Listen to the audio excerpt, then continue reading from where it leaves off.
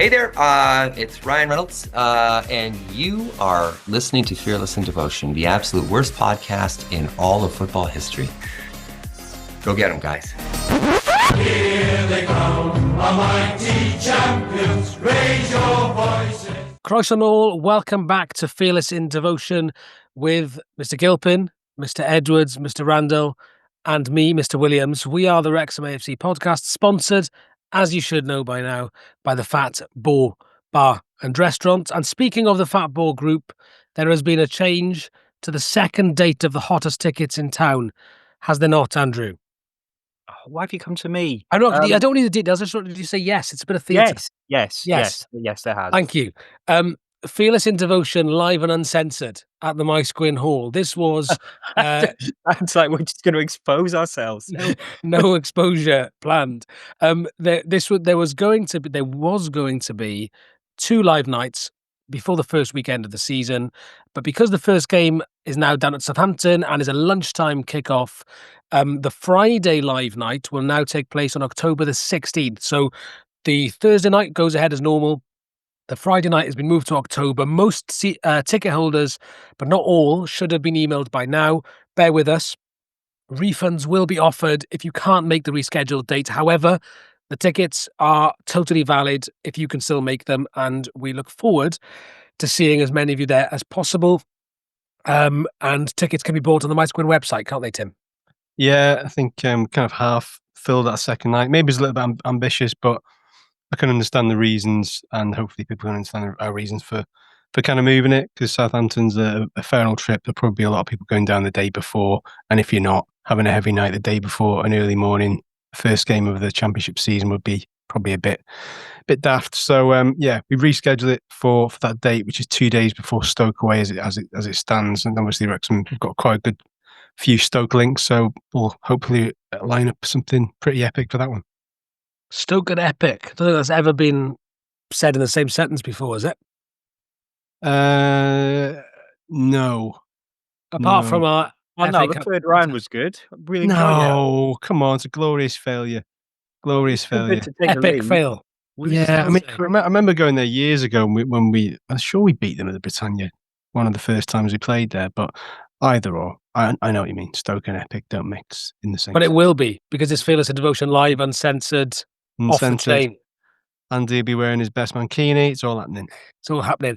However, can we address the elephant in the room before we do anything else? Tim, you're wearing a shirt that you and some others on this podcast roundly panned less than a week ago. What's going on? I know what. You know what? I haven't committed enough to take the tags off yet. So the tags are still on. Yes, it was one of those, and it, my friend said to me the other day, well, you can admire something from afar and fall in love with it in person. So I suppose this is a bit like Tinder for football kids. I wasn't quite convinced, and when I saw it in the flesh, I was like, you know what, that's not bad at all. So yeah, I tried it on. It felt quite slimming. I'm still convinced that these. I always love your analogies about women, Tim. It wasn't about women at all. It's about kids. Let's have that right first and foremost. I still think these are too close together. I think they still need to be a bit further out. Andy was right, that is black and not green, the United logo. But overall, it's nice. And yeah, it's decent quality. And I am quite happy to accept I was wrong for the most part. However, these are still very narrow. And that's that. But on the whole, very nice. We've been won over. And that's because we are a useless club mouthpiece of a podcast. And what actually happened was the club came in and let on us and said, oh, stop slagging stuff off and start saying positive stuff. So that's what we've done. Okay, thank you to our paymasters. Ryan Reynolds was right when he said that we're the worst football podcast ever. He wasn't joking. Exactly. Now on to the big news of the week. Liam, we have a large signing, do we not? One that sort of came out of a clear blue sky as far as I could tell. There was a bit of chitter-chatter about it beforehand, but because we've never been in the realms of signing players from Italy before. I think understandably people were a bit taken aback. So yeah, Liberato Cacace. I think that's correct pronunciation, or is it Cacace? Yeah. Thank you very much. Just think of the Cacace kid, and you'll get it. He is our new signing, a player who is predominantly a left back, can also play attacking midfield in a couple of different positions. But I think we can safely assume he's here as competition for James McLean, or if you're Andy, you're hoping and praying that James McLean gets sold and can't have a charity boxing match. So reports put the deal at around, I think it's about 2.1 million GBP, but potentially rising up to 4 million with bonuses and add-ons, which would, if it did get to that much, that's pretty much double our existing transfer record. And never in all my days of watching Football Italia did I think we would sign a player who was in Serie A last season. New Zealand captain as well, should mention that. Andy, this is hell of a signing, isn't it? And I mean, he's also one of the best named signings in quite some time. Lovely. Can't wait for Tim to have him on the back of his yellow shirt. The lad's played over 50 games in Serie A. It's nuts that we're signing a player of this caliber. He's played in Olympics. He's captained his country. So my mate lives in Wellington. Said that he was way too good for the A League. Wellington Pete. No, Wellington Ed. How Wellington. are you so popular? You've got friends in every port. People flock to me. Well, when I went to the cricket, met Ed out there. He's a good lad. Anyway, so he was very good going forward and way too good for the A League. And he said, Ed's a Portsmouth fan by trade, and said, I would absolutely love him at Portsmouth, but I think you've got a really good player there. I think we needed to strengthen down the left. I really do.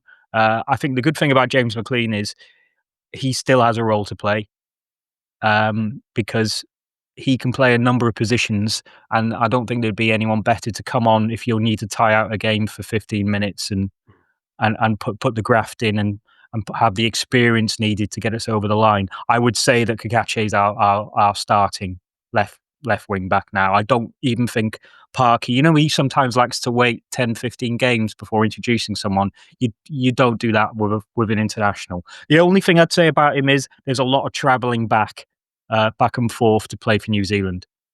There may be some times that we miss him, and there may be some sort of fatigue there every now and again. But I mean, Empoli fans seem to love him. I think it's an absolutely cracking literally left field signing, because no one saw this one coming. No, it really has come out of nowhere and does appear to be a really brilliant signing. Tim, is this, there was some talk, wasn't there, that, the jump to the Championship, perhaps we were going to struggle maybe to persuade the caliber of player that we'll need to sort of push for the playoffs in the Championship to come to Wrexham. Is this sort of evidence that really those fears were a little bit unfounded, and actually the pulling power we've got is significant? Yeah, I think so, because I think in a strange way, and I was guilty of it to a certain extent, I think the Danny Ward signing was a little bit dumbed down a little bit, because that's a big name. Yeah. It's a big name. It's a big capture. And, as we saw in the game against Wellington, Arthur probably made a mistake for that goal, and that's why Danny Ward's been brought in, is to push him.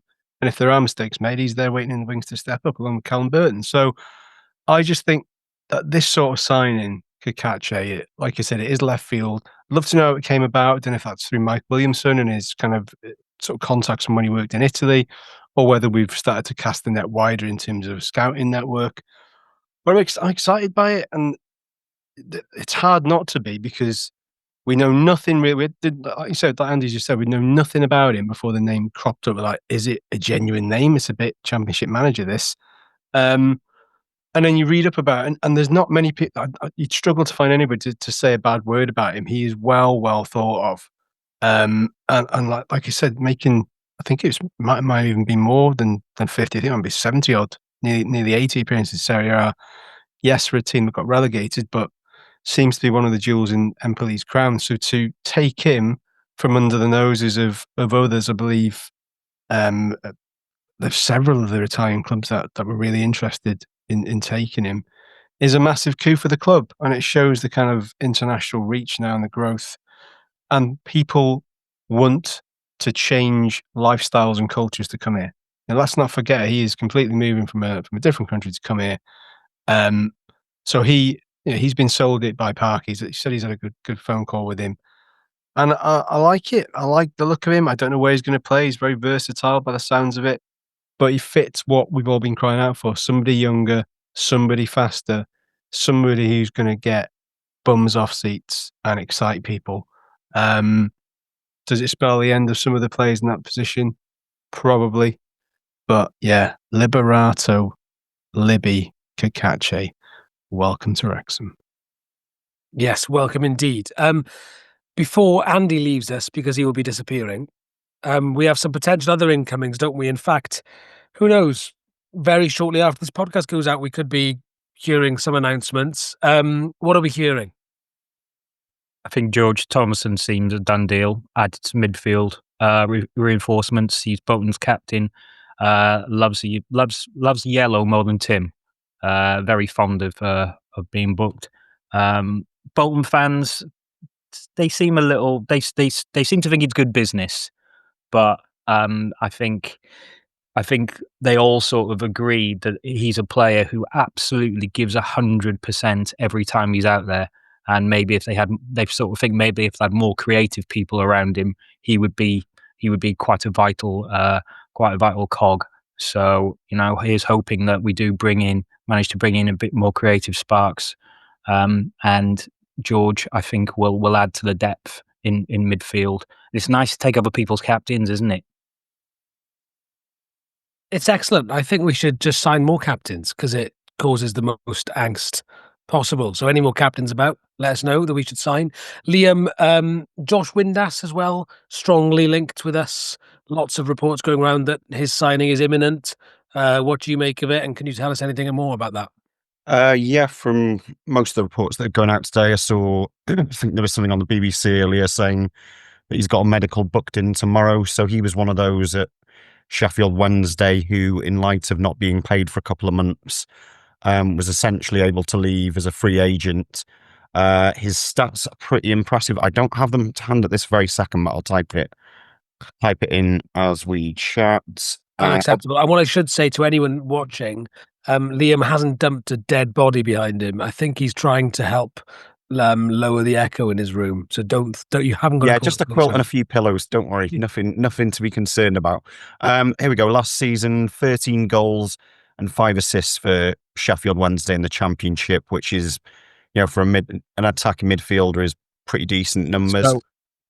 So I spoke to my mate Waylo, who's a Sheffield Wednesday fan. He's Sheffield Waylo. Yeah. Who?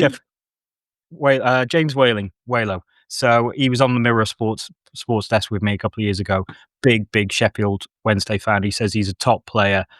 He can play probably anywhere in the front third. So he could play attacking mid, he could play number 10, and he can play up front. But he's best at a number 10. I asked him, and I thought, well, this might be his position. Could he sort of be the left-hand side attacking third in midfield? He said he could do that, but it's not his best position. He's a forward more than a midfielder then. Yeah, so he said definitely a number 10. If you have like a mobile striker with him, I don't know, like a Sam Smith, you might have a good little partnership there. Do we think the other Wednesday lad, Michael Smith? Do you think I think we're past him a little bit now, aren't you? He's 33. He's a big lad. Are we now? We brought in Sam Smith. Are we sort of moving away from him because he's also a free agent? There's rumours about Big Kiefer going around at the minute. There's a report in the Sun today that we've apparently got 10 million to spend on another striker, which I was quite surprised at actually, because that's one department we're pretty. I'm not saying I wouldn't. Well, not top level though. Sorry, Yeah. do you know what I mean? Not that kind of wow signing. If there was some rogue rumours that didn't really come from anything about Jamie Vardy, that kind of tells you a little bit about the kind of caliber. And I've said for a while, Kiefer Moore would fit us down to the ground, wouldn't he? I mean, he'd be a great signing. Tim? Well, yeah, it's a Parky signing, isn't it? He likes his big man and somebody to run off him. I don't know, I mean, I don't know. I'm not sure he'd pass the idiot test based on what I've seen and heard in person. But who knows? He's been a great addition to Wales in recent years. Offered a completely different threat. So yeah, he's a focal point. He holds the ball up well. Ultimately, his strengths lie in the air. He's relatively okay on the deck, but it depends on how he's planning to play. I can't imagine he's going to deviate too far from what we're used to. So it would be very interesting to see him come our way. I wouldn't be surprised because again, we're kind of looking for players who want to stay in that well set up. Danny, Kiefer, Ryan Hardy wants to push himself in the Scotland setup. So it wouldn't surprise me if he does come because Sheffield United are looking to rebuild, I guess, to have another kind of stab at it after a disappointing end to their season. So if he's surplus to requirements, I wouldn't be massively surprised, but let's see what happens. Liam, anyone else potentially coming in? Two more to mention. Apparently, we're mulling over a 3 million bid for Alfie Jones from Hull City. He's a centre back who can also play in midfield. This came out on Friday, but then by the following day, Middlesbrough, who were also linked to him, were said to be close to finishing a deal. So I wonder if it's one of those where an agent makes our interest known, and then lo and behold, the other club after him bites and finally, takes the move. I'm not necessarily sure that one will come off. The other interesting one, though, for fans of exotically named players is Sivert Manswerk from Ajax. He's a midfielder who was on loan at Cardiff City for the second half of last season. I think that's also in the region of 4 million, if I remember right, in terms of the fee. So again, if you're telling me that we're eyeing up players from Ajax, it's just what does your mate in Amsterdam know about him, Andy? Well, no, what's his name again? I've got a mate who's seen him play for Cardiff. I think we've all So mates from Cardiff. and they all said he was shite, but I said, well, you can still let Leo Messi in the Cardiff team last season, he'd probably be rubbish, so take that with a pinch of salt. He's more of the defensive midfielder role. But again, I think it just gives an indication of the type of, the sort of caliber we're dealing with. And for me, it's quite promising. It's quite young players, from other divisions. So we're definitely casting the net wider than we have before. Andy, do you think centre back and centre mid is somewhere that you'd like to start seeing some signings now? Is that a place where we really need to strengthen, do you think? If Windass can't play this attacking mid, the Elliot Lee role, really, I think we need a creative spark in midfield, and I think we need an experienced head at the back to sort of hold the young lads together. I think that became evident. I think that's where he's looking next. But this 10 million for a striker, look, it's not without the realms of possibility, that, is it? If they're sort of thinking, right, we want a Mullin type statement up front. And it doesn't matter who we've already got in and who we've got sort of floating around the edges. If you can bring in someone from the Premier League or a top championship striker, it will cost 10 million at least. And that's the bit of quality you need in the right area of the pitch to really make it work in the championship.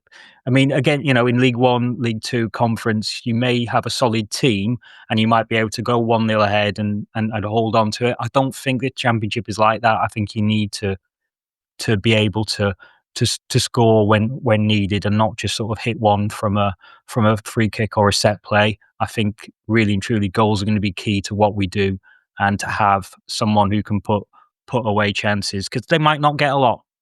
I think that that's not without, that makes sense to me, but I do think there will be a big clear out needed. Do you think it's only the one centre back we're after? Do you think, or would you be signing more than one? Me? Yeah, you. It depends how he feels about. Does he feel that Max can step up straight away? I would probably say yes. Does he feel that Lewis can do the same? Maybe. Is Tom O'Connor quick enough? That's something that's been brought into question. So if the answers to any of those questions are no, we'll probably look to bring in someone else. But there is a loan market as well. Again, it's not something we've really utilised. But that could be another thing. It could be Cacace could play left hand side if they bring in someone else. So there are options there. And what about, it's all gone quiet on O'Brien isn't it, as a midfielder? Tim, Yeah, You've- I've heard nothing. O'Brien and Beck and all this sort of jazz. And Who said they were signing again? Who was it? Who was it? Well, I mean, there's so many rumours. We don't know any of these players. We know Cacace signed, but we don't know anyone else. Anyone else he probably will. Some have done deals in a lot of people's minds, and some will shock you. It could be that Cacace became available and they decided against the season-long loan. This sort of stuff. It's a movable feast, isn't it? It's why we love the bloody game. Movable feast. That's why we have a podcast to discuss. That's the name. That's the name of the new. That's the name of the new section, the movable feast. I like that. I quite like that. Right, all this talk of ingoings can only remind us that there will have to be some outs. Luke Bolton announced to be leaving, to have left. Liam, that was obviously no shock, I don't think. Thanks to Luke, didn't see as much of him as we would have liked, I don't think, at that stage. When he was signed, we were having a bit of an injury crisis, weren't we? And whenever he was called upon, he did his job. Yeah, it's pretty similar to the sort of the Billy Waters situation. We were in a bit of a fix and needed some cover. The one thing I felt that was, I wonder if he's more of a natural winger than a sort of wing back. But yeah, regardless, it's whenever he was called upon, he always gave his best. So I think the move to Mansfield hopefully will be a good fit for him, and we obviously wish him all the best. And we touched on it there, Tim and Andy. We can expect a few more to go. Are there any that you think their days are seriously numbered here and they won't be making the squad and they'll be on their way out? Mendy, Revan, Val. There's probably more, but I just. What about Evans? I know he's played a few games. But you got into my head in this week's Wrexham is a Game newsletter, which you can scan in the barcode. When Andy leaves, his face will turn into the QR code. So you've stolen my thunder. In that newsletter, he said that George Evans could be the sort of player that could actually maybe step up because he's performed in the Championship before, and maybe he's just better suited to that division.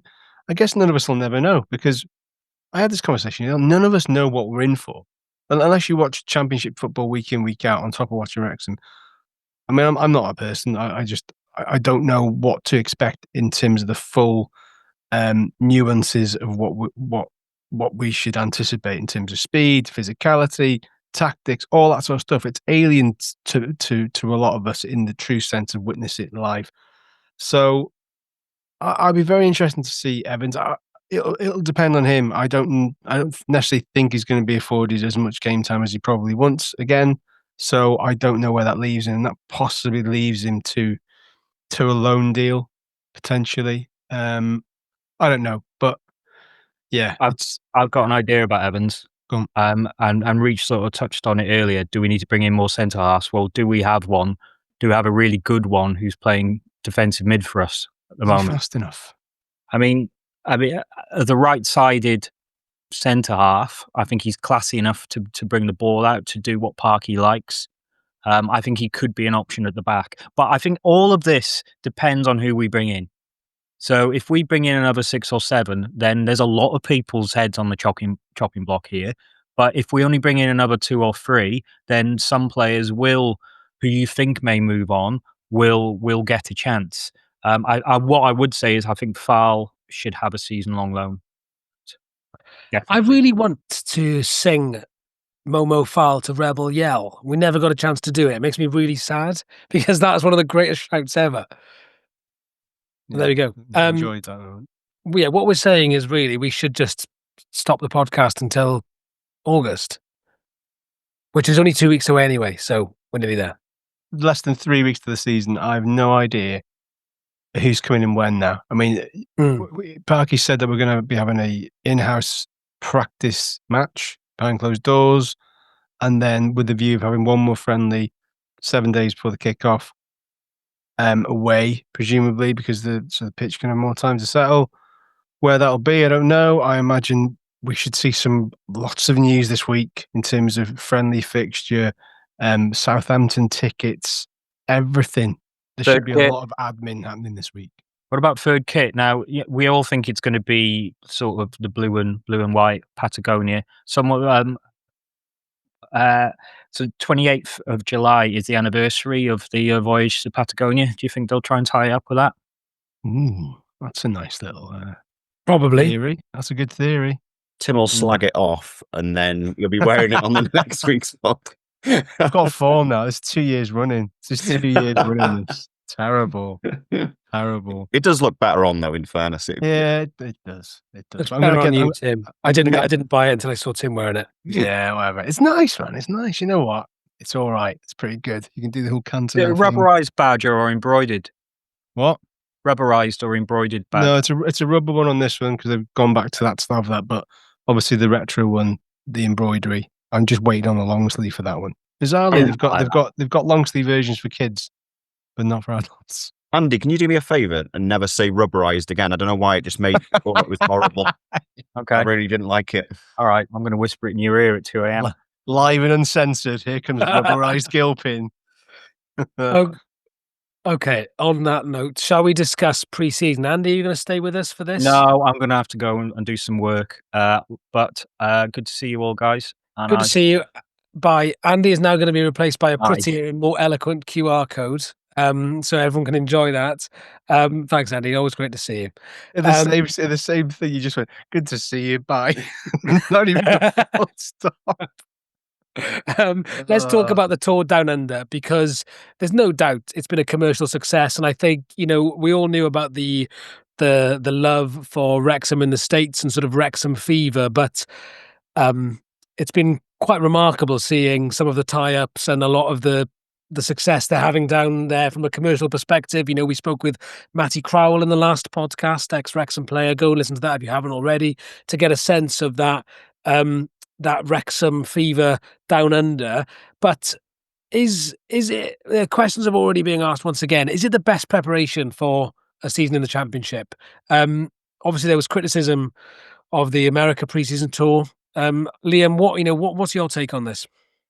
Like you say, from a commercial perspective, it's a no-brainer practically. You've got this documentary which is going out globally, and as we've already done with the US, you have to strike while the iron's hot. So if Australia and New Zealand were identified as somewhere where people are watching it, how do you get people to really bite and buy into the club? Well, you take them there so that they can see them in the flesh. And I think Michael Williamson said in The Athletic that they sold out of all the shirts and stuff that they took to Australia, which again is really impressive. I've got relatives over there, and they said there was just people everywhere in Wrexham stuff, essentially, which is still mind blowing, even now.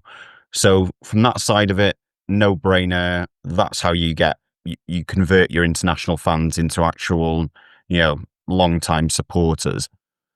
Watching the Wellington game though, it was.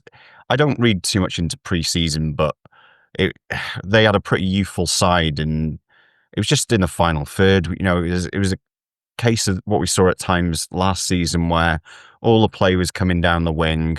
If that didn't work, there was nothing coming through the middle whatsoever. I don't want to necessarily say that it's terrible preparation or anything like that. I just think I'm surprised that they haven't, say, organised or made public the friendlies that are going to take place back on home soil more in advance, because I think that would put people's minds at rest if they knew that we know there will be a couple over here, but sometimes it's good to know, like we don't have a clue where they are, do we? There was rumours that one of them would be in the Netherlands or something like that, but God knows on that front we could be playing anywhere. But I can see both sides of it. I think the commercial side of it and the documentary being what it is, I just think you have to take the club out to different countries. And I suppose, Tim, the commercial revenue that you generate, not just from the tour, but onwards, then afterwards, potentially pays for January's striker that we need to sign. Do you understand both sides of this argument? Yeah, of course. And I think it's difficult because, I think a lot of people are like, I want there to be a home friendly, because we haven't had a home friendly in seemingly forever. Certainly not under the ownership, have we? I don't think, off the top of my head, I can't remember the last time we had a home friendly. It's been a long, long time. They would have been in between the National League seasons, surely, I think. I don't think there was. Yeah, wasn't it like Nantwich or someone? We went away to Nantwich. Away. Yeah, so anyway, I digress. But you're right. Ultimately, if we want to sign, as for an example, you want to spend 10 million quid available to spend on one player, you're going to have to take the team and flex its commercial muscle. It's as simple as that. And as much as we'd like a home friendly or something close to home, that's just the level we're at, and that's the pool we're now playing in. So, it's one of those, and that's something we're going to have to get used to. It'll be the Far East market at some point, no doubt. But there'll be return trips back to America and Canada, and people are saying, "Oh, but look what's happened." We've had an injury to Ollie Rathbone, and obviously Jack Marriott's been super unlucky again for 2 pre-seasons in a row, having his appendix out. Hopefully, he should be all right for the start of the season.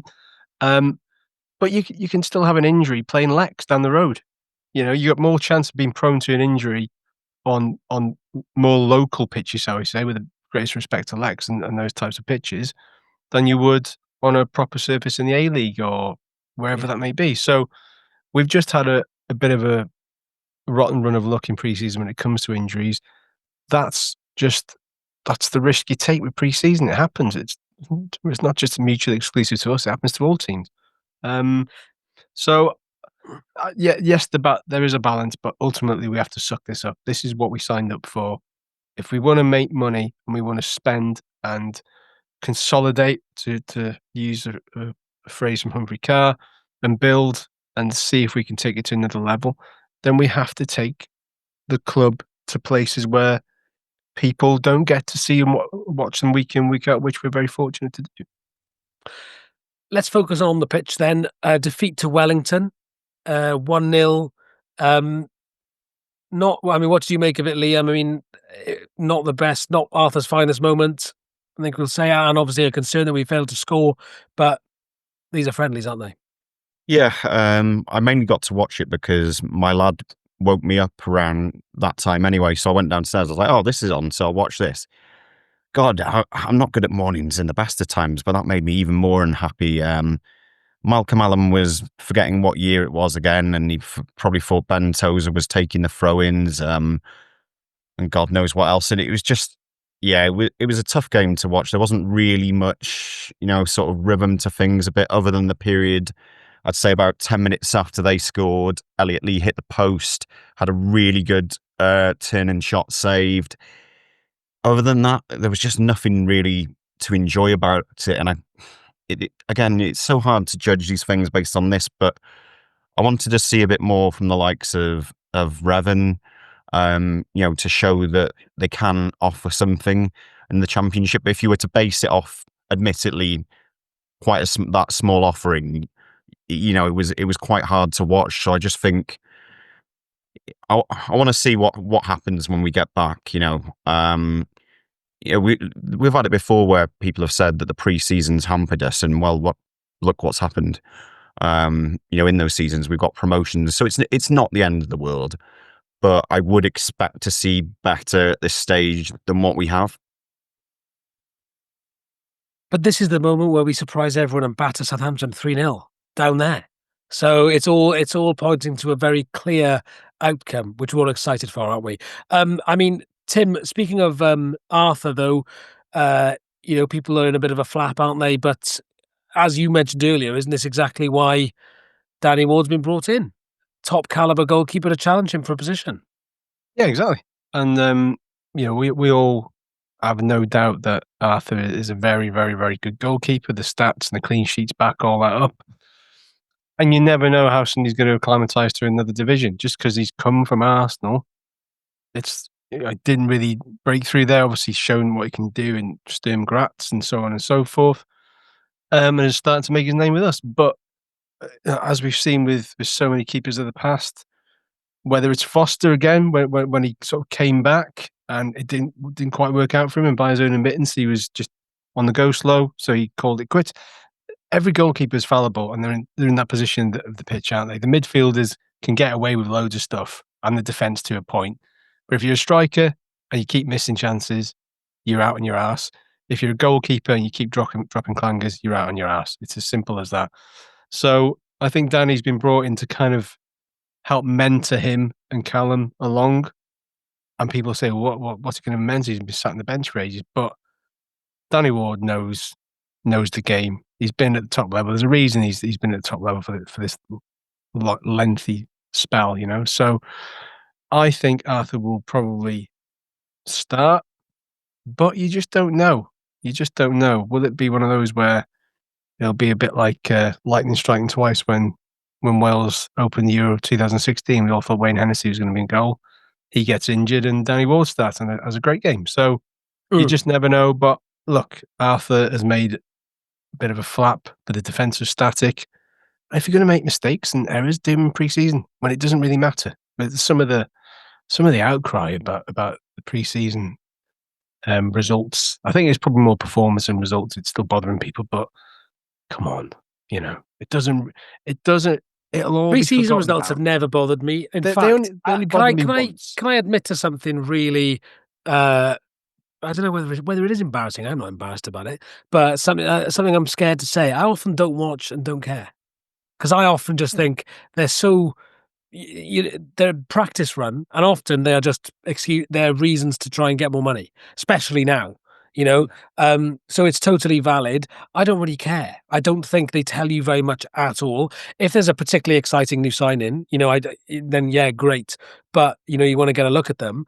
But generally speaking, I want that buzz on the first game of the season. And so I think, how many times could we have got into a flap over the years because of pre-season results? So many.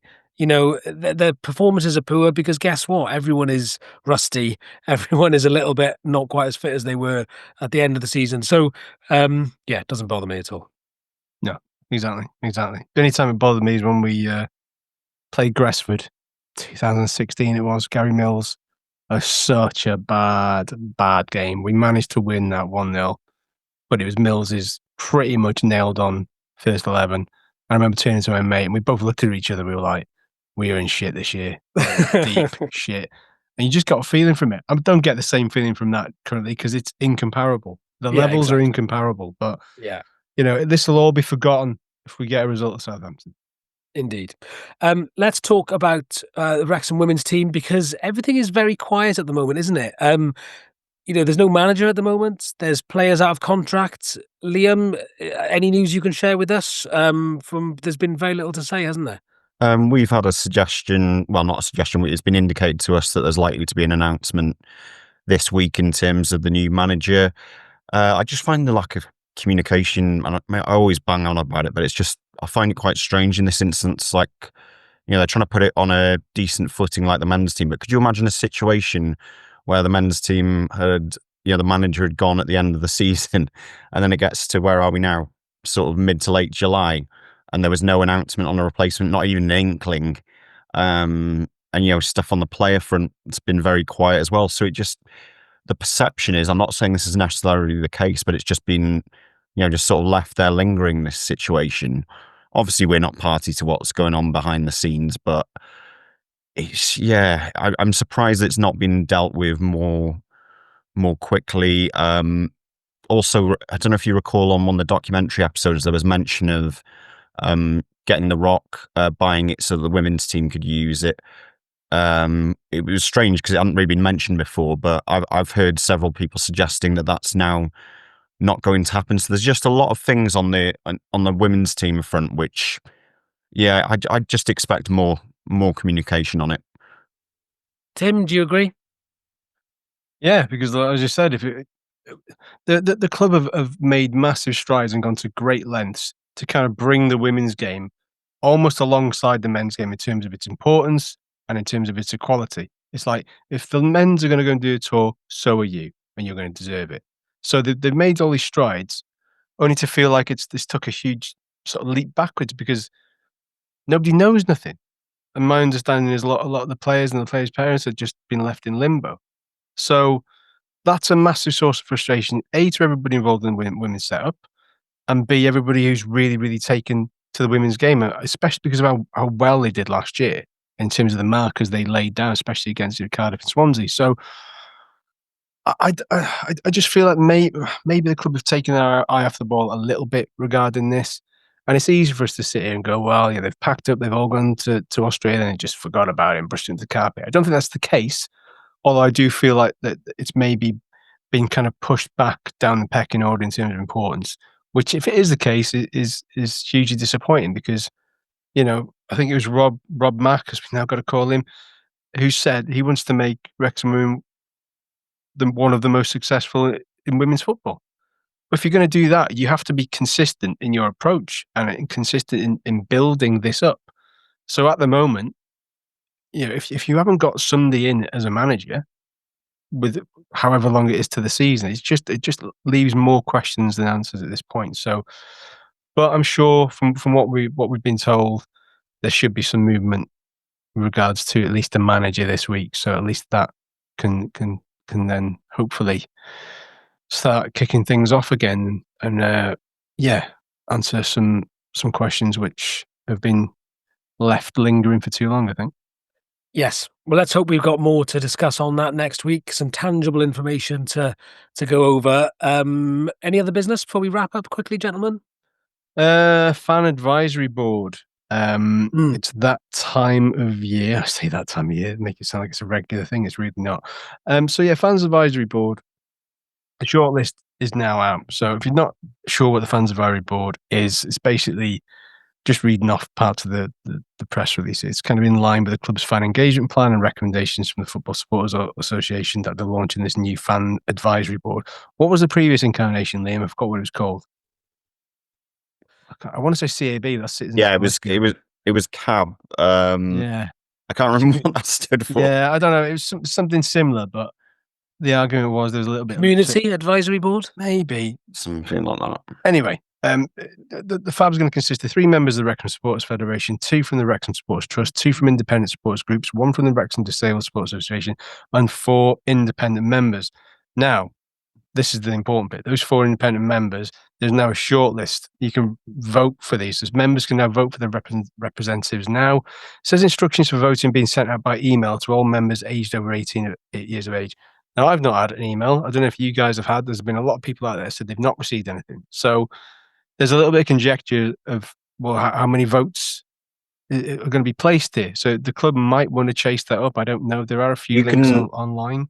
If you wanted to, so basically you've got 4 votes and you can use all 4 of those votes on the same person if you so wanted, or you can spread them across different people. Yeah. So the shortlist, and there's no point me going into each and every one's mission statement because that's for them to do. So shortlist is Alex Carter, Bryn Kendrick Jones, David Neal, Denise Charles, Gary Salisbury, RJ Carvis, and Stephen Evans. I've had a read through the mission statements. I've made my own votes. There's been a little bit of kickback to some, especially those that may be overseas and that have supported the club lesser years than others. It's a difficult one to broach, but the only thing I would say in terms of this shortlist, obviously they've been shortlisted, and I think Simon from the Eat More Chips podcast said, yes, there's been a shortlist, but A, who shortlisted them, and B, what was the criteria shortlisting them? So there's a little bit of scrutiny and already on this. We don't want this to be a lip service exercise again. If these people are going to be part of that group that's going to be holding the club to account on certain issues, for example, the recent furore around the season ticket transfer to people who've passed away and so on and so forth, then we need to get this right. It needs to be done right, and those votes need to be counted. And so please cast your vote. Please try and find that email. Ask the club to send it out. Ask those direct. I think most of them are available on social media. What I would say about those, and I don't think there's anything from stopping them. I would like to see them do a video, just a video about who I am and what I'm planning on doing. Just videos speak volumes, don't they? Than just reading something on a piece of paper. You want to know somebody, you get more of a feel from somebody from a video. So, I'm sure they're now canvassing support and opinion. So if those guys can do that, please put a video out. By all means, tag us in, and we will spin it. And so people can get an idea of who they're voting for. Thank you, Tim. Anything else? Or are we happy to say goodbye? I was just going to say, on the video front and getting feel for people, I got more of a feel for Andy Gilpin this week after seeing a video of him looking around an Oasis Portaloo. So that's very true. With a strange accent. Please do Google Daily Star Oasis Portaloo toilet, and you probably will come across that video. You hope you come across that. Hope you'll come across the correct video and nothing more nefarious. And on that note, it's time to say goodbye. Thank you to everyone who did subscribe after I called out to do it a few weeks ago. We've had several more, but still, many of you naughty people watching this aren't subscribing to Fearless in Devotion. So please click that button. Thanks for listening, and we'll see you next week. Thank you. Cheers. Wrexham